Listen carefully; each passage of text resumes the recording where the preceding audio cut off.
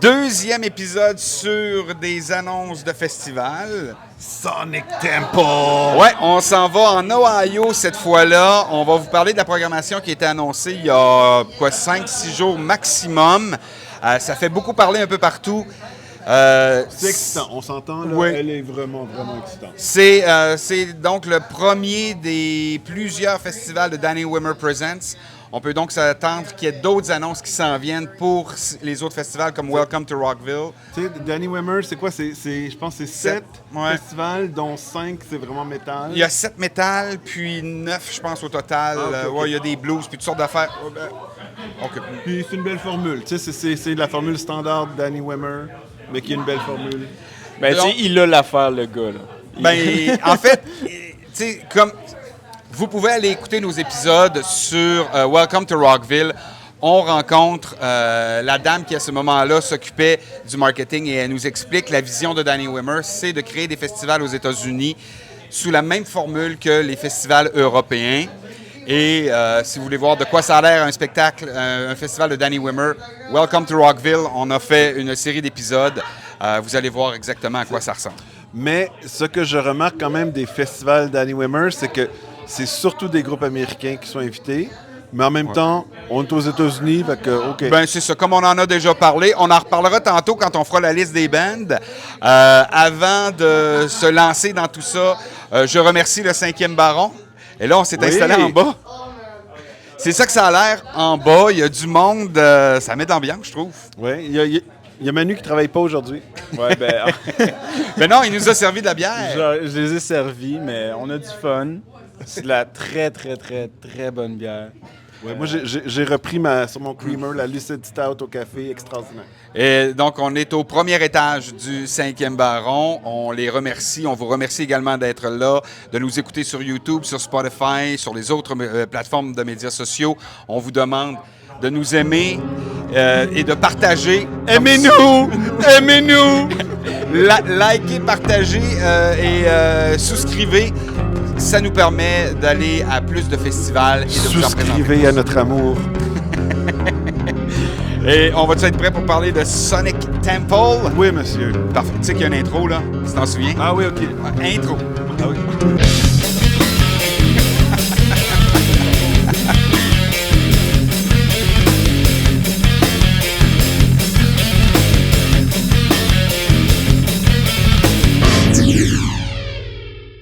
Donc, Sonic Temple. Avant de rentrer dans la programmation, j'aimerais qu'on fasse comme on a fait la dernière fois. OK. En parler rapidement.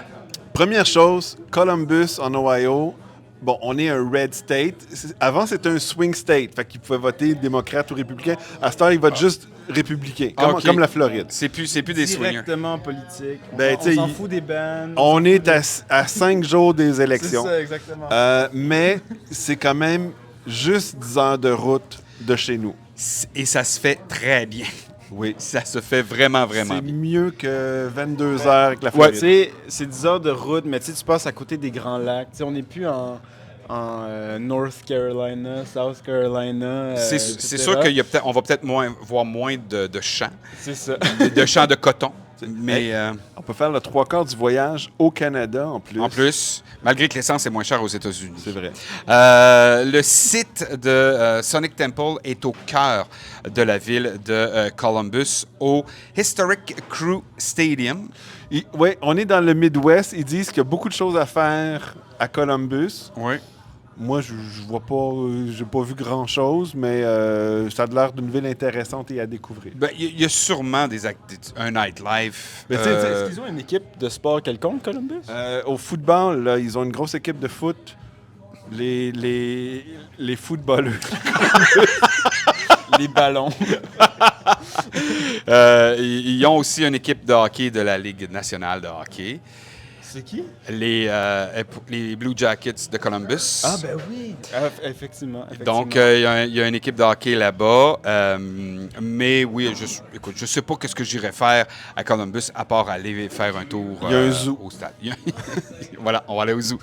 Le Sonic Temple. Oui. C'est ça qui est important. Le stade Historic Crew Stadium peut accueillir jusqu'à 35 000 personnes en formule festival. C'est quand même pas pire. Fait que là, c'est un festival de 4 jours. Fait que on est autour de 130 000 personnes qui vont être accueillies par le festival en 4 jours. En 2024, ils ont eu 138 000 personnes sur 4 jours. C'est 34 500 en moyenne par jour. C'est beaucoup de monde. Oui, c'est beaucoup de monde. C'est moins que certains festivals où on a été. Également, le total qu'ils peuvent accueillir dans une journée, c'est 40 000. Je vous présente rapidement le site sur papier, mais on va en avoir une image également.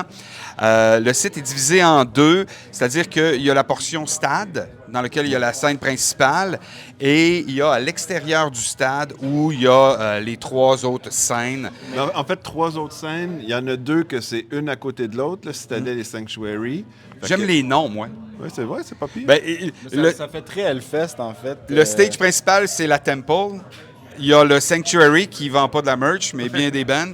La Citadelle et la scène cathédrale. Ouais. En fait, avant qu'on sorte du topic du nombre de personnes, moi, la première chose que je remarque, c'est les ADA Viewing Platform là, pour les personnes à mobilité réduite, par exemple. Puis moi, ce que ça m'indique, c'est que même s'il y a moins de monde que, par exemple, un Rockville ou, par exemple, un Hellfest qu'on a fait, en tout, j'ai l'impression que ça va être beaucoup plus pacté par comparaison, genre, en proportion. Parce que le site est tellement plus petit.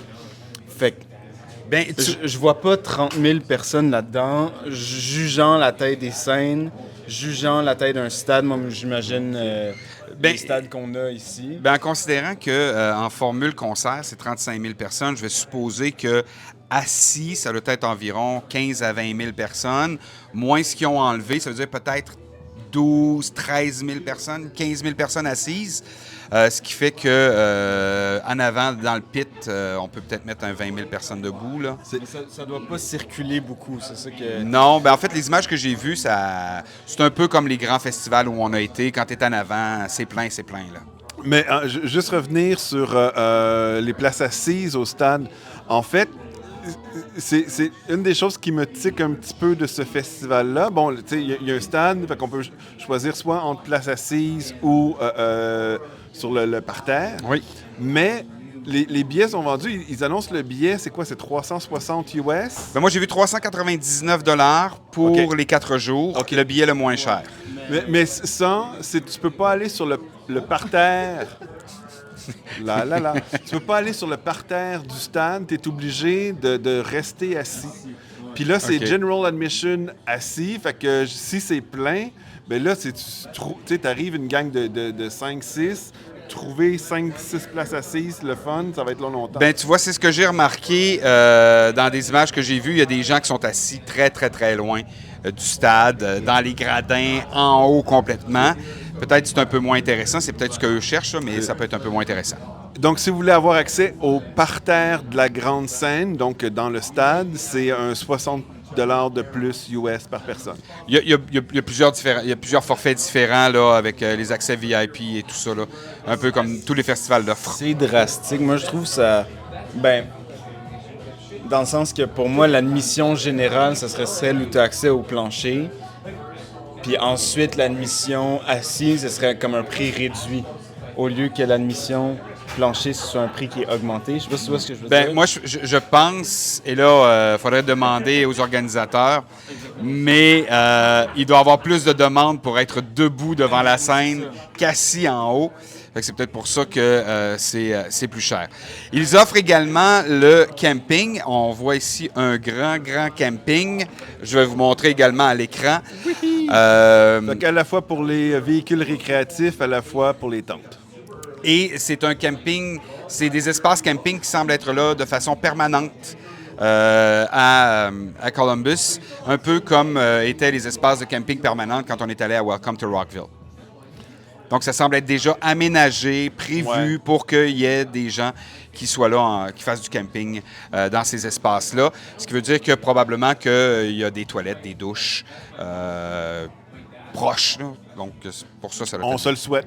On le souhaite aux gens qui feront du camping. Donc, grosso modo, oui, ça ressemble au festival Welcome to Rockville qu'on a été. Dans l'aménagement, ça ressemble au festival européen également, donc un vrai festival Danny Wimmer. En fait, peut-être dernière chose, si tu me remets la carte rapidement, que j'imagine on va afficher à l'écran aussi. Parce que oui. Mais tu sais, Sonic Tempo, ça a commencé en 2019, fait qu'ils ont été parfaitement timés avec la pandémie. Mais en fait, si on regarde la carte des autres années d'avant, moi je trouve que cet aménagement-là est probablement le plus efficace qu'ils ont pu faire. Je ne me rappelle pas exactement 2023 ou même cette année 2024, mais avec la Citadel Sanctuary un à côté de l'autre, avec en plus, on voit le passage au milieu pour les artistes, fait que ça va être super cool.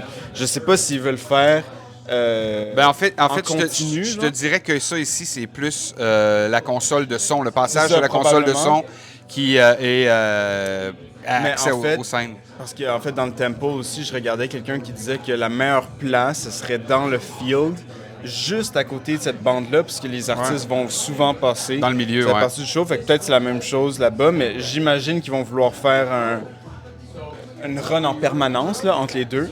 Puis avec la cathédrale qu'ils ont bougé pour être à côté de la VIP Lounge, mais beaucoup plus proche du field comparé aux autres années, où on avait des scènes beaucoup plus loin là, à côté de là où il y a le box-office en ce moment. Moi, je pense que depuis 2019, ils ont beaucoup ajouté de scènes et enlevé, par exemple, comme il y avait la comedy scene là, la première année. Mais je trouve que cet arrangement-là, ça devrait être le plus efficace puis le plus qualité de vie, là, je te dirais. Fait qu'il n'y aura pas de comédie cette fois-ci? Je sais pas, ça sera ça qui est drôle, à quoi la comédie? Ça s'appelle, si on le nomme complètement, c'est le Sonic Temple Art and Music Festival. Donc, c'est le festival des arts et de la musique. Dans les vidéos, dans les recherches que j'ai faites, il n'y a pas beaucoup de monde qui m'ont parlé de d'autres choses que de la musique.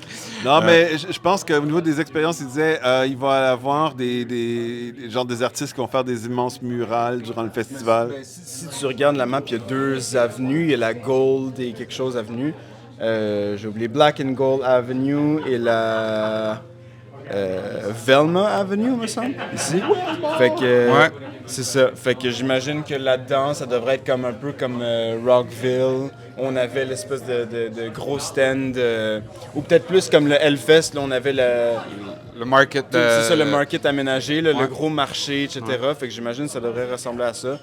Je sais pas si on a des images. J'ai pas vu d'images à quoi ça ressemble. Puis moi non plus, j'ai pas trouvé des gens qui parlaient beaucoup d'autres choses que la musique. Non, c'est ça. Moi, ce que j'ai vu, c'est que l'aménagement du site. Puis je reviens encore à Welcome to Rockville parce que c'est un peu la même chose. Les mêmes vendeurs sont là, ils offrent les mêmes choses dans le même genre de tente. Donc encore une fois, si vous voulez avoir une idée, vous ne connaissez pas Sonic Temple ou Welcome to Rockville, je vous réfère à aller voir nos vidéos. On vous présente vraiment le site de fond en Moi, comble. j'espère que les gens ont vu ma grande aptitude à suivre la bouche de Manu pendant qu'il parle. C'est un peu compliqué, mais je suis très bon. Bon, là, plus de 100 bands. Plus de 100 bands. Et des 100 bands vraiment tripants. 4 scènes. Là, on vous montre ça comme ça. 4 jours, 4 scènes. On vous met à l'écran exactement Première anomalie, 2 fois comme headliner Metallica. C'est la tournée 72 Season. Ils le font toujours en 2 jours. J'ai l'impression que c'est pour ça que pour eux, ce n'est qu'un autre arrêt de cette tournée. Tu es en train de me dire que dans tous les festivals de cette année, Metallica va être le headliner 2 soirs de fil. Sauf à Pas de fil. Non, jamais de fil, sauf à Sick New World, parce que c'est un soir seulement. C'est un jour seulement. Mais si on se fie aux années précédentes, Danny Wimmer a tendance à rebooker certains artistes dans plusieurs de ses festivals. Donc, ça se pourrait que Metallica soit 2 dates dans tous ses festivals. Moi, c'est ça qui me pose problème, surtout avec le contexte Danny Wimmer, là, justement. Pour moi, c'est comme si on élevait Metallica à un piédestal tellement plus haut que les autres bands. Pas qu'ils le méritent pas qu'ils n'ont pas ce piédestal-là déjà, mais c'est ça. Pour moi, les bottes sont léchées et pas à peu près. Puis si tu me dis oui, Danny Wimmer, il a tendance à rebooker ces mêmes artistes, ben moi, la seule chose que je peux te répondre, c'est qu'il y a un nom qui manque. sur cette liste-là, à part Metallica, pour remplacer Metallica, puis ce serait Slayer, en fait, tout simplement. À part de ça, ben, tu sais, pour dire un revenant de Danny Wimmer, mais sinon Pantera, Megadeth. Mais même à ça, tu sais, il y a aucun artiste présentement dans le monde métal et musique extrême qui attire plus que Metallica. T'sais, le Hellfest s'est battu pour l'avoir. C'est 75 000 personnes qui étaient là. Ils ont rempli le site. On était à côté. 2 ans après, c'était la même affaire à côté. Metallica est sold out partout. 2 soirs. Ils étaient à Montréal il y a 1 an. C'est 2 fois 50 000 personnes. Fait que, en mettant Metallica 2 soirs, ils savent qu'il y a 2 journées où ils vont être sold out. Peut-être juste rappeler que c'est 2 soirs, mais c'est 2 sets différents. Fait que ils vont pas refaire les mêmes chansons. Donc, j'aimerais ça qu'on passe rapidement, journée par journée, puis qu'on s'étire peut-être pas trop. Le jeudi... Ben, le gros headliner, Korn, qui est à sa place. Oui, qui est à sa place. Bad Omen, on va avoir 3 Days Grace 2 fois. Ça, je ne comprends pas. Ou est-ce que c'est la version 2.0? Personne n'a vraiment d'idée. Mais ça, c'est la scène principale. Sur les autres scènes, tant qu'à moi, c'est vraiment intéressant. En fait, je suis pas sûr que c'est la scène principale. J'imagine que oui, là, mais... Non, ça doit être la scène principale. Mais étant donné qu'ils n'ont pas sorti le running order comme tel, je suis pas certain que c'est nécessairement par scène. Ben, moi, j'ai le feeling que c'est par scène de par les... Moi, j'ai l'impression que celle en haut, ça va être... Ben, celle en haut, ça va être le Temple, le gros stade. La colonne, la ligne juste en bas, ça va être la cathédrale, justement, parce que c'est comme la grosse scène. La deuxième grosse scène, puis ceux-là, les 2 d'en bas, ils vont runner en continu. Entre les 2, c'est le sanctuaire, puis la citadelle. C'est ça, citadelle. Moi, je m'abstiens de commentaires là-dessus. Je vais attendre le running order et on s'en reparle. Mais le jeudi, moi, Korn, j'aimerais bien voir ça. Il y a des bands des années 80, début 2000, Alien Ant Farm, Orgy qui seront là. Motionless and White, ce sera pas un mauvais spectacle, ça. Mais moi, Killswitch Engage, Ginger... Ouch, ça va être bon. Bloody Wood. Oui, cette journée-là. C'est un des rares bands pas américains, puis ils vont chercher un band indien. Et ils étaient Bloody Wood à Sonic Temple en 2023. Tu manques des étapes. Il y a Azalea Dying aussi. Excellent. Fit for an Autopsy aussi, toujours. Mais tu vois, moi, je vais plus sur la dernière scène où... Nidzureb. Nidzureb est là. Tu les as manqués à Rockville, Eric. Là, je les manquerai certainement pas. J'en fais encore des cauchemars la nuit. Il y a Filter, que j'aime beaucoup, et évidemment, Al Jourgensen et Ministry. Quand on les a vus en 2022, on était covidés, il pleuvait, on avait froid. Ouais, on a eu 40 minutes de show à peu près. Là, j'ai l'impression qu'on va avoir une bonne heure facile avec Ministry. Silly Goose aussi, dont j'ai jamais entendu une seule note, mais ça me donne envie d'aller les voir. Juste mentionner Ministry, de ce que je comprends, Jorgensen, lui, parlait que c'est peut-être sa dernière tournée. Là. En plus? Fait que, tu sais, je pense qu'il allait slacker au niveau des projets et tout. Fait que ça va être une belle occasion de... Ça, c'est pour le jeudi. Évidemment, il y a peut-être des bands à travers que vous aimez, là, qu'on n'a pas mentionné. On y va rapidement. Vendredi, c'est le premier soir de Metallica, mais la Temple avec Rob Zombie, Alice Cooper, Testament, Exodus et Overkill. Eric est heureux. Je ne bougerai pas du stade. C'est ça, tu dis ça un peu trop vite. Genre, tu sais, il faut comme prendre le temps genre, de digérer. Rob Zombie, Alice Cooper, Testament. Exodus, Overkill. Sérieusement. Mais regarde ce que ces autres scènes, là. L'autre scène, Mastodon. Que j'ai pas aimé, que je connais pas. Acid Bath, que je connais pas. Suicidal Tendencies, que j'ai jamais vu, que je veux absolument aller voir. Ça c'est gros, là. Converge, ici, moi, que j'aime beaucoup. Sinon, Cannibal Corpse, avec Municipal Waste, Hatebreed. Vous connaissez Hatebreed un peu? Moi, je trouve ça... ben, tu sais, c'est toujours... tu peux le faire, tu sais... T'es capable. C'est ça, exactement. Et toi, le jeune, tu veux réussir, fais des efforts, exactement, tu es capable. On va s'en sortir. Ben, tu sais... Pas dit de même, là, mais bon. Non, c'est dit « Hé, toi, le jeune! » Je continue sur les petites scènes cette journée-là, sur les petites Black scènes. Dahlia Murder aussi, qui doit être C'est vrai, je voulais pas souligner le jeudi, on a oublié de le dire, mais 7 Hours After Violet, c'est le projet, le side project du bassiste de System of a Down. Fait que j'ai l'impression que ce sera pas inintéressant. Et je sais aussi qu'un des petits bands du vendredi sur la plus petite scène, c'est aussi un side project d'un gars qu'on connaît. En fait, non, c'est The Acacia Strain. C'est le chanteur qui a chanté Sound of White Noise d'Anthrax, sur l'album d'Anthrax, Sound of White Noise, qui avait une voix un petit peu plus 2000, un petit peu plus grave, là, que moi j'ai adoré. C'est mon album préféré. Ben, c'est son band. Il est là. Donc, moi, ça m'intéresserait le vendredi. Mais c'est une journée déchirante le vendredi, je trouve, parce que c'est très dur de bouger du stade. Totalement. Hey, avant de sauter au samedi, petite pause.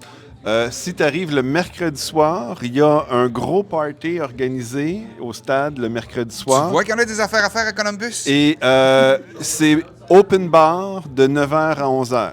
C'est 90$ pour rentrer, puis c'est open bar. Wow! Fait que je connais des gens qui vont s'installer pendant 2 ans. Il va se boire des buckets. On est aux États. On arrive au samedi. Le gros headliner de la journée, c'est Linkin Park avec sa nouvelle chanteuse. Est-ce qu'on a son nom? J'oublie son nom, mais... On n'est pas très bon. mais bon, vraiment, les chansons que j'ai écoutées de Linkin Park à date, c'est comme wow. Donc, je trouve que moi, c'est un très beau headliner. Incubus... Hey, qu'on n'avait pas vu, il s'était pas pointé où elle fait, Incubus. Vrai, mais on avait eu Crazy X. C'est pas Parkway Drive? Non, c'était Incubus. Incubus, okay. ouais. I Prevail, que j'avais bien aimé, qu'on a vu. Trivium, qui est super bon. Ou Bastank, vraiment, là, on a pris une drop, par exemple, ça va vraiment... Moi, je les haïs. Je les aime pas. Hey, gars, il y a d'autres bands que t'as eu cette journée-là, t'es chanceux. Bullet for My Valentine, rien de... Jimmy Eat World, Of Mice and Men, Attends, il y a quand même une certaine... Gars, Eric, il y a... Attends un peu, je descends. The Funeral Portrait. Un que t'adores. T'es vu lundi, Calvin. Puis écoute, lundi, il y a 2 jours. Oui. Ouais. Puis tu sais, c'était la première partie de The Who, le groupe de Mongols. Et Eric a passé tout le spectacle à me dire haut et fort des commentaires désobligeants sur Funeral Portrait. Mais j'avoue que j'ai grandement acquiescé. C'est ça qui était pertinent. C'était pertinent. Tu sais, c'était comme Simple Plan avec des tombeaux en arrière. J'ai pas compris le concept. Et habituellement, j'aime beaucoup aller voir les artistes pour leur dire ben merci pour le spectacle que vous avez fait parce que j'ai apprécié. Là, c'est vrai, ça, je te connais. Le chanteur était là quand on est sorti, puis je l'ai regardé, je dis non. Je vais juste y donner de la marde. Moi, cette journée-là, je la trouve évidemment un petit peu moins bonne. Ouais. Grandson, ici, je suis pas capable de le lire. C'est vrai, je réalise que le samedi, là, il n'y a rien qui m'excite. Quelque part, je suis content de ça. Ça va faire, j'ai un samedi où est-ce que je vais...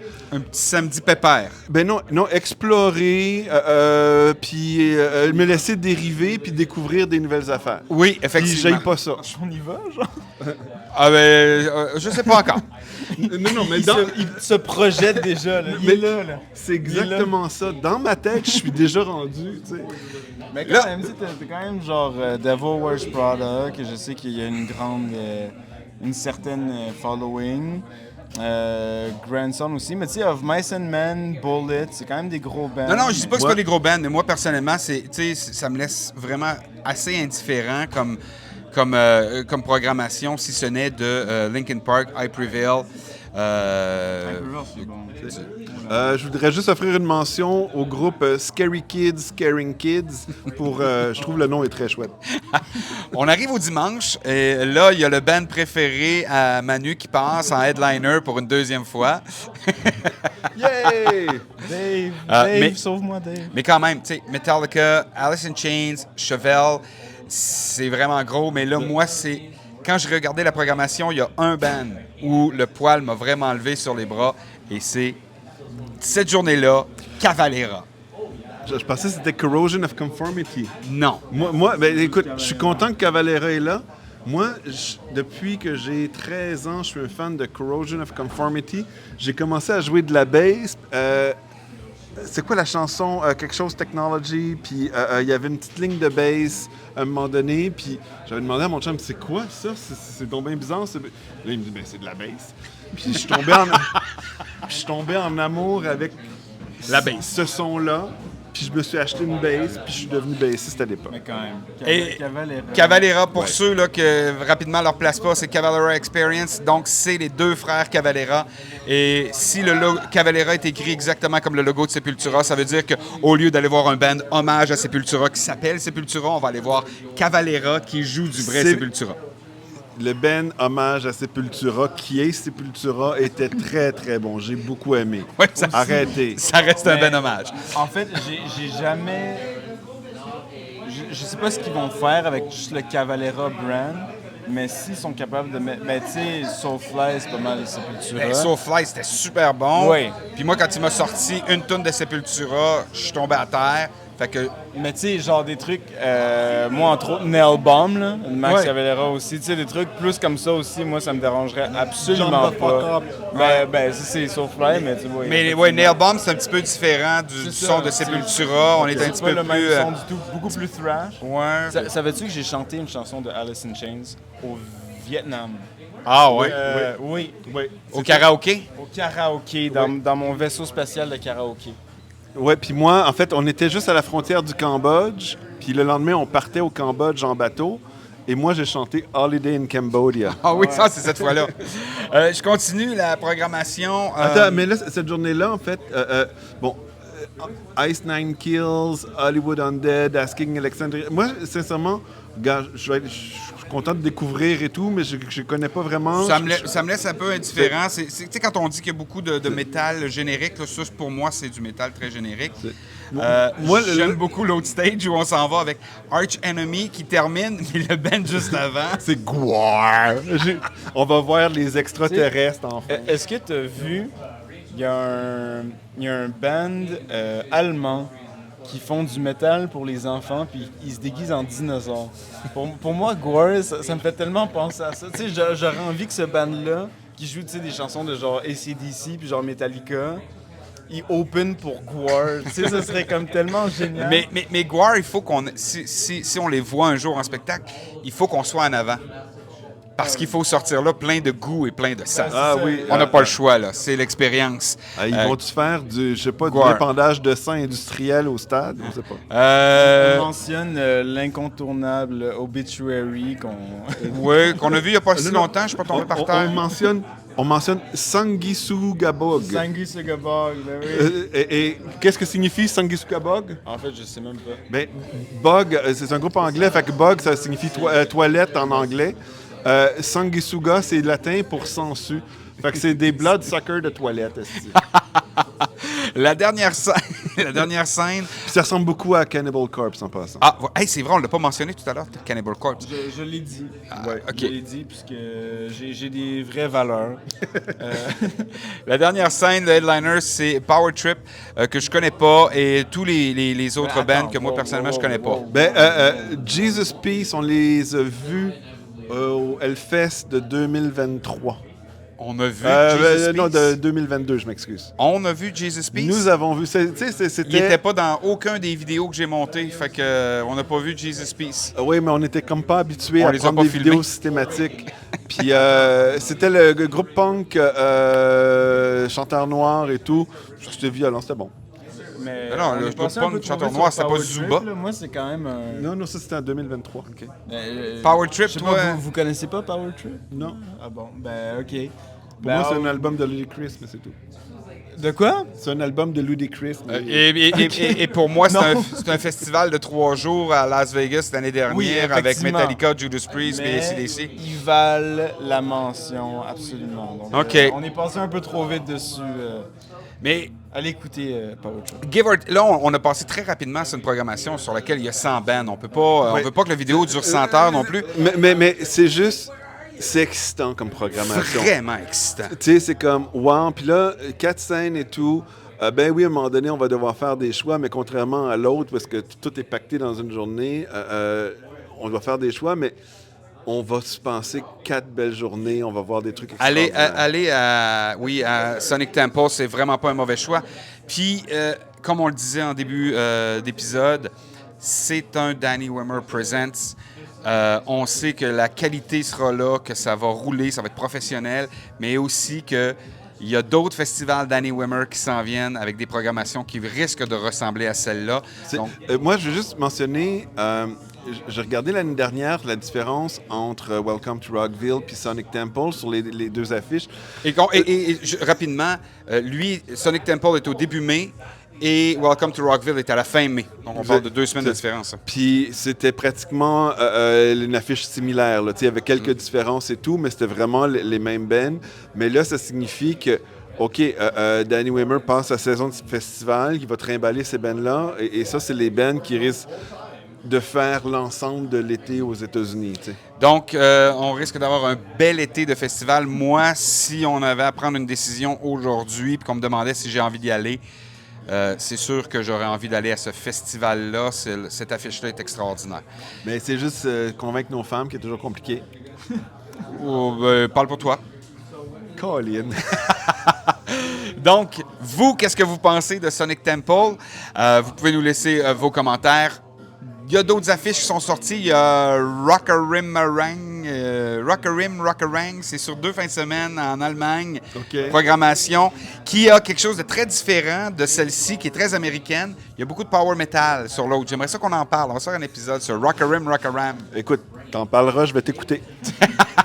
C'est pour ça que j'ai mis mon chandail de Halloween. Il n'y a pas de power metal. Vous remarquerez, très peu de bandes hors États-Unis, effectivement, aussi. Mais ça, je pense que c'est une question de facilité de booker les bands. Il n'y a pas de visa, il n'y a pas de ci, il n'y a pas de ça. C'est simple. J'en vois quand même quelques-uns, mais je suis content en particulier. Ginger, Bloodywood, c'est comme ben étranger. Ça fait vraiment plaisir. 4 scènes, 4 soirs Sonic Temple. On pense que c'est un excellent festival. Vous allez avoir beaucoup de plaisir si vous y allez. On remercie le 5e Baron. Oui, toujours. Puis en fait, j'ai fini ma bière avant vous. Oui, Soulon. Un homme de vrai goût, finalement. 4%, 9%. Merci. 4,8. Là-dessus, merci beaucoup d'avoir été là. Je vous invite encore une fois à nous suivre sur nos médias sociaux, Facebook, YouTube. Aimez-nous, souscrivez-nous, puis partagez-nous. Adulez-nous. Et on vous revient avec d'autres épisodes très bientôt. Passez une belle fin de journée.